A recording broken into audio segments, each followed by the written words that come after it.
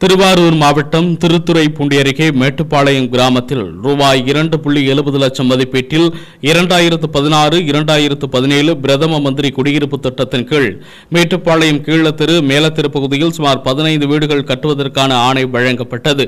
வீடு கட்டுவதற்கு ஒப்பந்ததாரர் பயனாளிகளின் வீடுகள் கட்டுமான பணியை மேற்கொண்டு வந்தார். வீடு கட்டுமான பணிகள் முழுவதும் முடிக்கப்படாமல் 3 ஆண்டுகளாக கட்டுமான பணிகள் பாதிலே நிறுத்தப்பட்டது.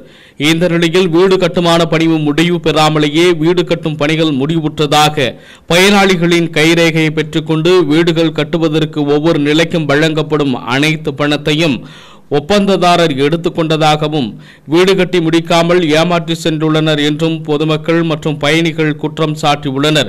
இதுகுறித்து பயனாளிகள் திருத்துறைப்பூண்டி வட்டார வளர்ச்சி அலுவலர்களிடம் புகார் மனு அளித்தும் எந்தவொரு நடவடிக்கையும் எடுக்கப்படவில்லை என்றும் வேதனை தெரிவிக்கின்றனர். மேலும் பயனாளிகள் உடனடியாக சம்பந்தப்பட்ட துறையினர் ஒப்பந்ததாரர் மீது நடவடிக்கை எடுக்க வேண்டும். இதேபோல் மோசடிக்கு துணை போன அதிகாரிகள் மீதும் நடவடிக்கை எடுக்க வேண்டும் என அரசுக்கு கோரிக்கை விடுத்துள்ளனர்.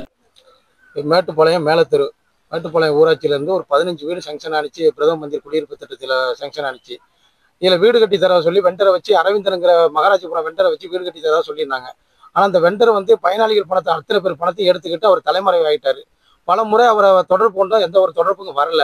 அதிகாரிகள்கிட்ட போய் சொன்னாலும் கேட்டாலும் எந்த ஒரு அவங்களும் அலட்சிய போக்கா நடந்துக்கிறாங்க. எங்களுக்கு தெரியாது கையை வச்சு. ஆனால் 15 வீட்டுக்காரங்க பணத்தையும் எல்லாத்தையும் எடுத்துட்டு வீடு இந்த நிலைமையில நிற்கிது. வீடு எந்த வீடும் மூடி கொடுக்கல.